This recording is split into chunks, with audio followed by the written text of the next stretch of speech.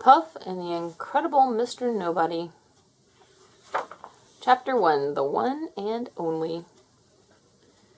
Once, not too long ago, there was nobody.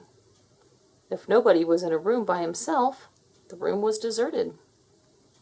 When nobody rode up, he always jumped off an empty bike. If nobody had lunch with a friend, the friend ate alone. Who cares about nobody, you ask? Somebody did. He was a little boy named Terry. And to him, nobody was as real as a brother or best friend. Terry was a very special person, gifted with a hidden wonder that others just did not perceive. Even when he was 3 years old, he mystified his family and friends. For instance, there was a large zigzag crack in the stucco of the back wall of Terry's house. To everyone else, it was simply an ordinary zigzag crack in the stucco. But when little Terry looked at it, it became, in his mind, an enchanted pathway, zigging and zagging magically as it climbed toward that golden place where the sun lives. By the time he was 4, Terry's very special qualities confused those around him and made them jealous. He was quite lonely and needed a very special kind of friend, and so one night he selected the brightest star outside his bedroom window and wished for a companion of his own frame of mind to share wonders and discoveries, joys and disappointments, trinkets and treasures. But there was nobody to fill that need, and since nobody was all Terry had, he wished for a friend named Nobody. Let him come from the sky in my dresser drawer, and let him look like that duck I always make up, with a saucepan hat and a feather. You know, a regular nobody. You called? The voice sounded from across the room. Terry saw that the second drawer of his dresser had popped open. A wonderfully happy-looking duck sat there, fully dressed, brushing star fuzz from his sleeves, wearing a feathered saucepan for a hat.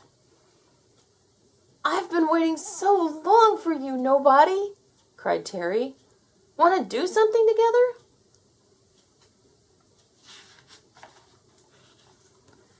Nobody climbed out of the drawer, leaped to the floor, and waddled briskly over to Terry's bed. "If I had a middle name, together would be it," he joked. The one and only Mr. Nobody had finally danced his way into Terry's life. He climbed up onto the bed, and the two of them started bouncing about, giggling wonderfully, pretending to be corn popping in a perking pot. "So what's new?" asked Nobody when they had finally stopped bouncing. "Find out anything today?" "Uh-huh," said Terry, nodding yes. "Flowers sing." "Really?" said Nobody. He leaned over and listened with amazement to the flowers in the small vase on the bedside table. "By golly, you're right, and the song is Frere Jacques. Was this not a wonderful duck?"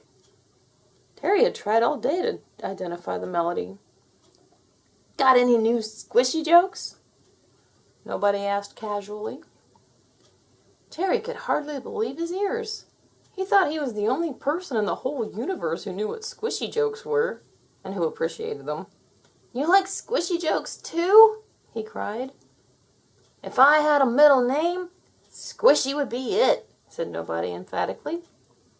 "Well, I'm working on this new one," said Terry, "but I've only got the first 2 lines. Maybe you can help with the rest." He started to recite. "Never was a feather, and no one knew the rules." "I know," volunteered Nobody. He recited, "And that's how all the cherries went." And they both thought of the last line together. "To squish and squishy pools." "Wow, we write great squishy stuff together," cheered Terry. Terry's wish for a special friend had finally come true. They laughed and played together for more than a year. Then, eventually came that day all kids get to know sooner or later. The first day of school had arrived. His mom and dad drove Terry in the car that bright September morning. They sat together in the front, and Terry sat in the back with Nobody, who was, of course, invisible to the grown-ups. "You're not nervous, are you, Terry?" asked his mother. Terry's dad glimpsed him in the rearview mirror. Terry gulped, obviously very nervous, but he said bravely, "Not me. It's nobody's first day, too. Nobody's not nervous, so I'm not either." His mom and dad exchanged a worried glance. "Imaginary friends are okay at his age, dear," said Terry's dad. "He'll outgrow nobody, I hope." Terry grew all right, like Jack's beanstalk. He outgrew his shirt and his trousers and his shoes, but he didn't outgrow his special friend Nobody. As the months passed, they did everything together. Homework, cleaning up their room, drawing pictures, looking through the microscope at squiggles, practicing the piano, lying on their backs and sculpting clouds into great scenes. And if Terry's body grew fast, his mind grew even faster, like a rocket. Maybe that was because his invisible friend, Mr. Nobody, was always with him. It was like having a soulmate in his pocket. The end of that chapter. Please subscribe.